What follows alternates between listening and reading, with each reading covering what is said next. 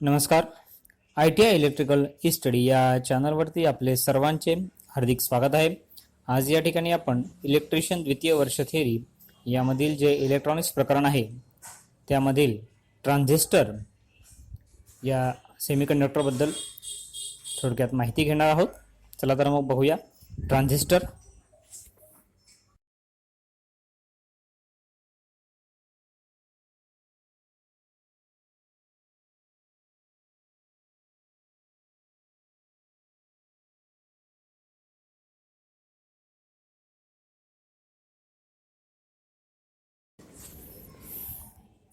आपण मागच्या व्हिडिओमध्ये PN जंक्शन डायोड याबद्दल माहिती घेतली होती. तर सर्वसाधारणपणे हा जो PN जंक्शन डायोड आहे या PN जंक्शन डायोडमध्ये जर आपण तिसरा एलिमेंट डोपिंग करून मिसळला तर 2 PN जंक्शन व 3 टर्मिनल असलेला एक सेमीकंडक्टर तयार होतो आणि अशा 2 PN जंक्शन आणि 3 टर्मिनल असणाऱ्या सेमीकंडक्टरच्या घटकाला आपण ट्रान्झिस्टर असं म्हणतो.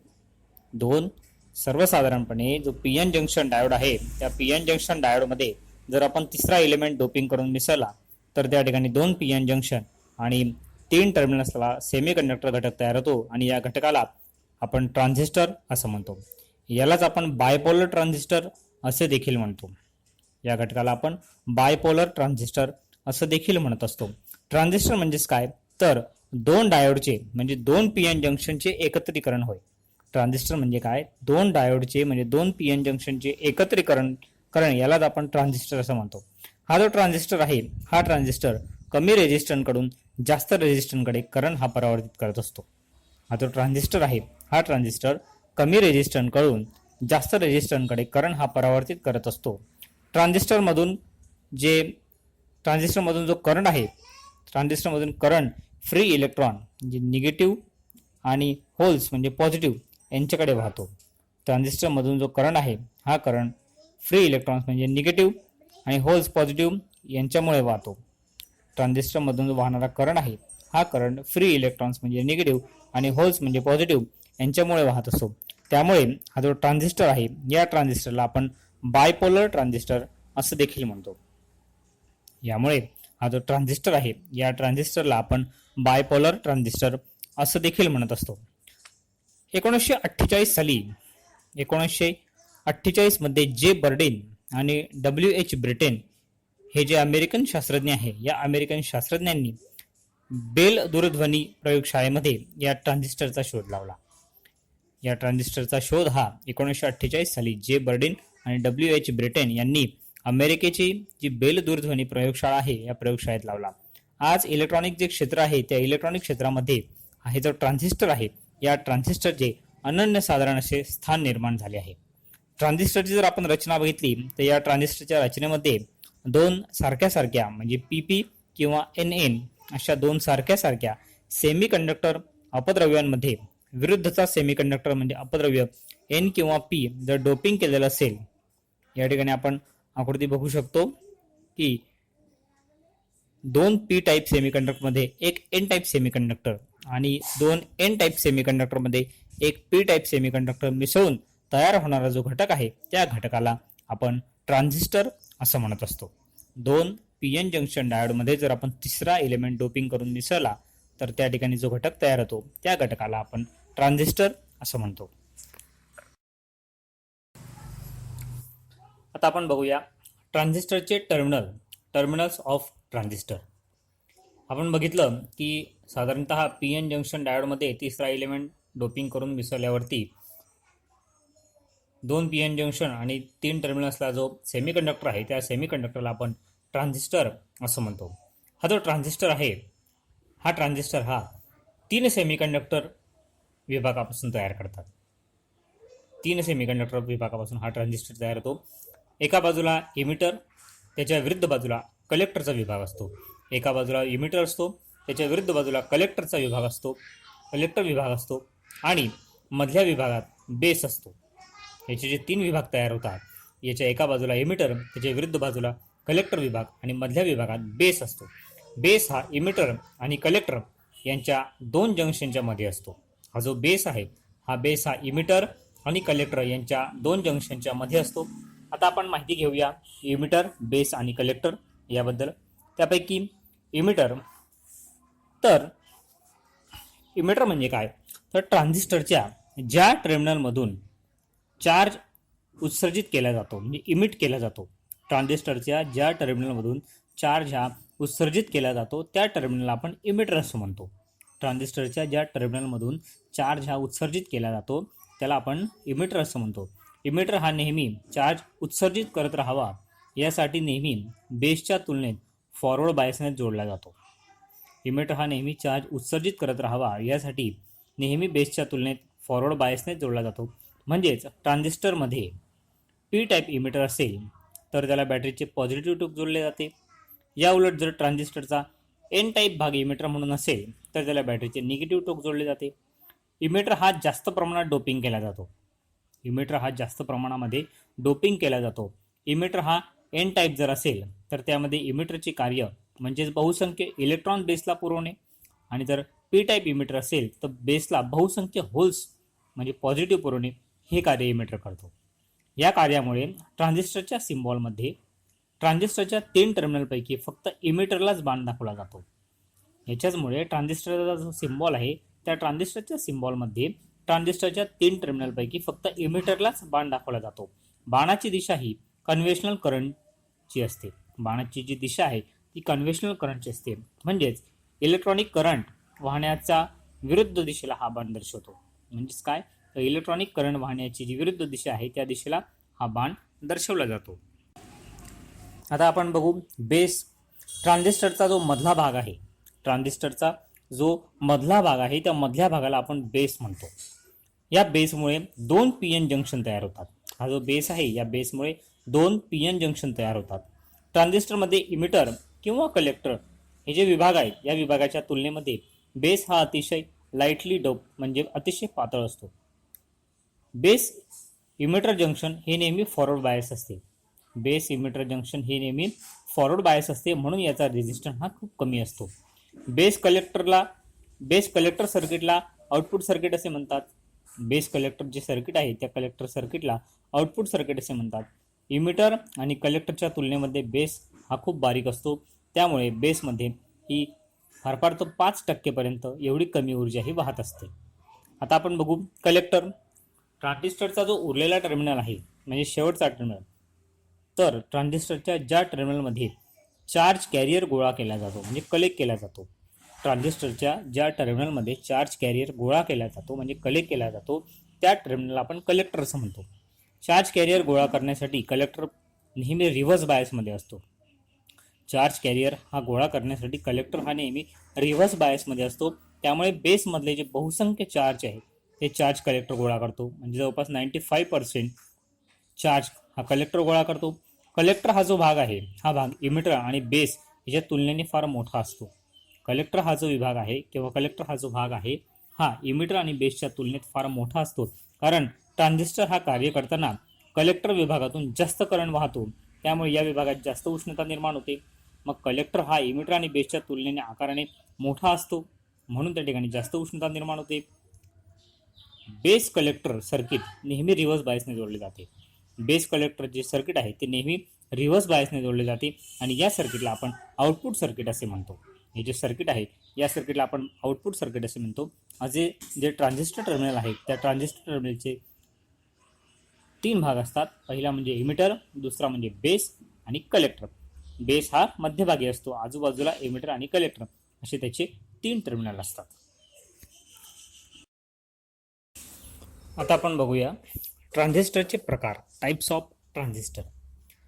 हा जो ट्रान्झिस्टर आहे या ट्रान्झिस्टरचे प्रामुख्याने 2 प्रकार पडतात. पहिला आहे NPN ट्रान्झिस्टर आणि दुसरा आहे PNP ट्रान्झिस्टर. NPN ट्रान्झिस्टर आणि PNP ट्रान्झिस्टर असे 2 प्रकार या ट्रान्झिस्टरचे पडतात. त्यापैकी जो पहिला NPN ट्रान्झिस्टर आहे या NPN ट्रान्झिस्टरची जर आपण माहिती घेतली तर हा जो ट्रान्झिस्टर आहे हा ट्रान्झिस्टर ज्यावेळेस कार्य करतो त्यावेळेस कार्य करताना emitter base junction forward bias तर base collector junction reverse bias असला पाहिजे. ज्यावेळेस हा ट्रान्झिस्टर कार्य करतो त्यावेळेस emitter base junction forward bias तर बेस कलेक्टर जंक्शन हा रिव्हर्स बायस असला पाहिजे. NPN ट्रान्झिस्टरच्या इमिटर बेस जंक्शनला बॅरियर व्होल्टेज इमिटर NPN ट्रान्झिस्टरचा जो इमिटर बेस जंक्शन आहे त्या बेस जंक्शनला बॅरियर व्होल्टेज जर जर्मेनियम असेल तर 0.3 आणि जर सिलिकॉन असेल तर त्यासाठी 0.7 व्होल्टपेक्षा जास्त फॉरवर्ड बायसने जर दिलं तर एन टाईपच्या इमिटरपासून मुक्त जे इलेक्ट्रॉन्स आहेत ते बेसकडे वाहतात आणि पी प्रकारच्या बेसमधील होल्स व एन प्रकारच्या इमिटरमधून आलेले इलेक्ट्रॉन्स हे एकत्रित होतात. पी प्रकारचा जो बेस आहे तो फारच बारीक असल्याने यातील जे होल्स आहेत ते होलसुद्धा इलेक्ट्रॉनपेक्षा कमी असतात. त्यामुळे एन प्रकारच्या इमिटरमधील इलेक्ट्रॉनची जवळपास 5% इलेक्ट्रॉन्स हे होलबरोबर एकत्रित होऊन बेस करंट म्हणजे IB वाहतो. इलेक्ट्रॉनचा वेग जास्त असल्याने जंक्शन ओलांडून बाकीचे 95% इलेक्ट्रॉन हे कलेक्टर विभागात जातात आणि बॅटरीच्या पॉझिटिव्ह टर्मिनलकडे आकर्षित होऊन कलेक्टर हा करंट वाहू लागतो. अशा तऱ्हेने इमिटरकडून वाहणारा जो करंट आहे हा करंट हा बेस करंट आणि कलेक्टर करंटच्या बेरजी इतका असतो. तर PNP जो ट्रान्झिस्टर आहे या PNP ट्रान्झिस्टरमध्ये emitter base junction forward bias आणि बेस कलेक्टर जंक्शन रिव्हर्स बायसने जोडून सर्किटला बॅटरीमार्फत ज्यावेळेस सप्लाय दिला जातो त्यावेळेस P टाईपच्या इमिटरपासून होल्स हे बेसकडे येतात आणि एन प्रकारच्या बेसमधले इलेक्ट्रॉन्सशी हे आलेले होल्स आहेत ते एकत्रित होतात. एन प्रकारचा जो बेस आहे तो फारच बारीक असल्याने बेसमध्ये इलेक्ट्रॉनची संख्या ही फार कमी असते व एकूण होलच्या जवळपास ती 5% असते. तर इमिटरमधील 5% होल्सची जे बेसमधले इलेक्ट्रॉन्स आहेत ते एकत्रित होतात आणि बेस करंट वाहतो. बाकीचे जे 95% होल्स आहेत हे 95% होल्स हे कलेक्टरकडे जातात आणि कलेक्टर हा रिव्हर्स बायस असल्याने कलेक्टर विभागातील जे होल्स आहेत ते बॅटरीच्या निगेटिव्ह टर्मिनलकडे आकर्षित होऊन कलेक्टर करंट वाहतो. अशा तऱ्हेने इमिटरपासून वाहणारा जो होल करंट आहे हा बेस करंट आणि कलेक्टर करंट यांच्या बेरजी एवढा असतो. अशा प्रकारे हा जो ट्रान्झिस्टर आहे या ट्रान्झिस्टरचे 2 प्रकार पडतात, NPN ट्रान्झिस्टर आणि PNP ट्रान्झिस्टर. आता आपण बघू की जो ट्रान्झिस्टर आहे त्या ट्रान्झिस्टरचं टर्मिनल कशा पद्धतीने ओळखायचं. Identification of transistor terminals. हे जे ट्रान्झिस्टर आहे या ट्रान्झिस्टरला एकूण 3 टर्मिनल असतात. ट्रान्झिस्टरला एकूण 3 टर्मिनल असतात. अनुक्रमे इमिटर, बेस आणि कलेक्टर असे 3 टर्मिनल या ट्रान्झिस्टरला असतात. ट्रान्झिस्टर सर्किटमध्ये जोडताना हे जे काही 3 टर्मिनल आहेत त्या 3 टर्मिनल की कोणते टर्मिनल आहे हे माहीत असणं आवश्यक आहे. पण ट्रान्झिस्टरची जी विविध टर्मिनल ओळखण्यासाठी सेमीकंडक्टर डाटा मॅन्युअल बेस डायग्रामचा उपयोग केला जातो. ट्रान्झिस्टरचे जे टर्मिनल आहेत ते टर्मिनल ओळखण्यासाठी semiconductor data manual base diagram जी आहे त्याचा उपयोग केला जातो. तरीही ट्रान्झिस्टरचे टर्मिनल ओळखण्याची साधारण खालील पद्धत ही वापरली जाते. तर मग आपण या ठिकाणी बघू शकतो ज्यावेळेस ट्रान्झिस्टरच्या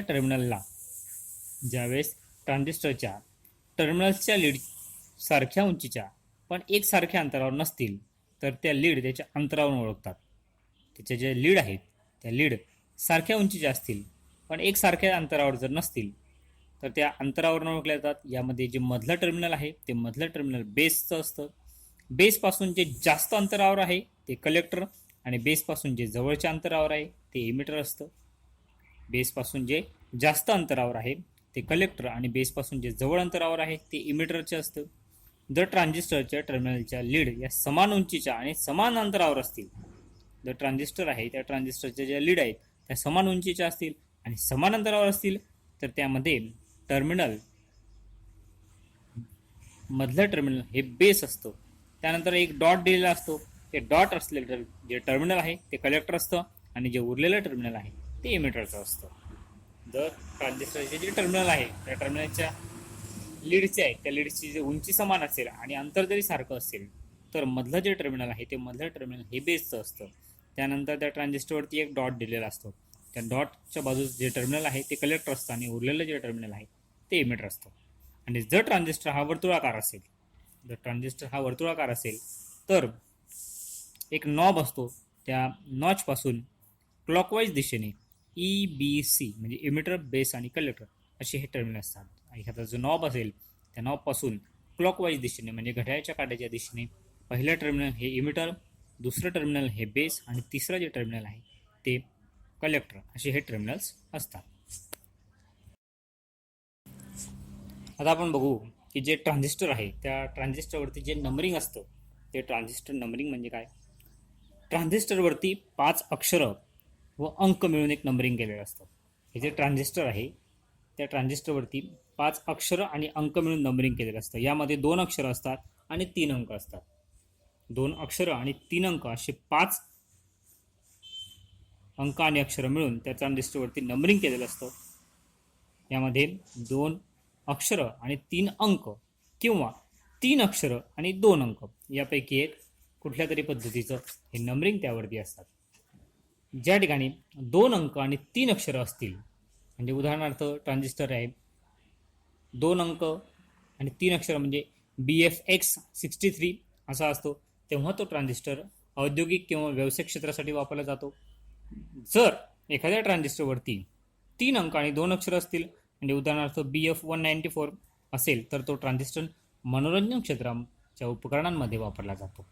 हे जे अक्षर आहेत त्या अक्षरांमध्ये पहिलं अक्षर सेमीकंडक्टर मटेरियल दर्शवतो, म्हणजे ए जर असेल तर जर्मेनियम, बी असेल तर सिलिकॉन, सी असेल तर गॅलेनियम, आर असेल तर कॅडमियम सल्फाईड.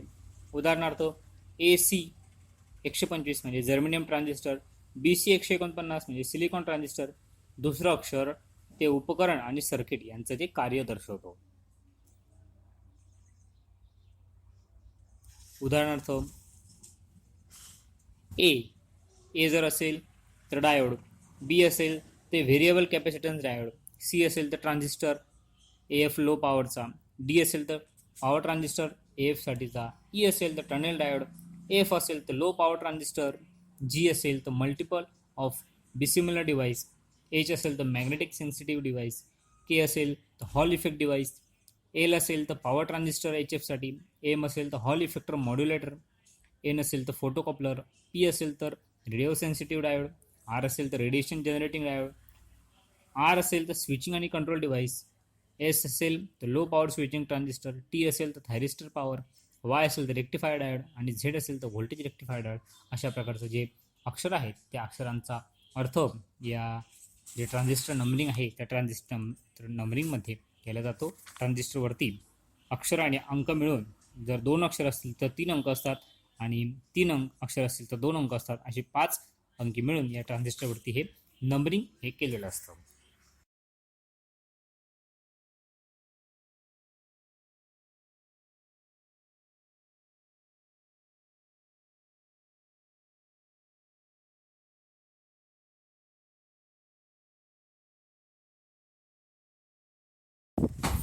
आज या ठिकाणी आपण इलेक्ट्रॉनिक क्षेत्रामध्ये वापरण्यात येणारा जो सेमीकंडक्टर आहे ट्रान्झिस्टर याबद्दल थोडक्यात माहिती घेतली. धन्यवाद.